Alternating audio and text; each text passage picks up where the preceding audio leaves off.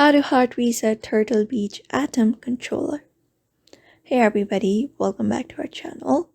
In today's video, we will be guiding you on how to hard reset the Turtle Beach Atom controller.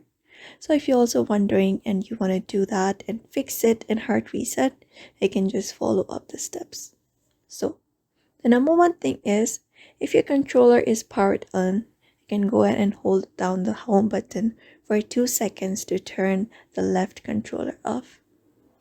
After that, go ahead and hold the L1, L3 and the home button down for 2 seconds, and the LED will begin to flash, indicating that the left controller has entered the calibration mode. After that, go ahead and rotate the joystick in its maximum rotation 3 times, and then go ahead and press the trigger down to its maximum point 3 times again. After that, press LB and down buttons at the same time to save the calibration and exit the calibration mode. And on your right controller, the next steps we are going to apply is, again, the same one. If the controller is powered on, hold on the menu for 2 seconds to turn the right controller off. Hold down the R1, R3 and the menu button for 2 seconds, and the LED will begin to flash again, indicating that the left controller has also entered the calibration mode.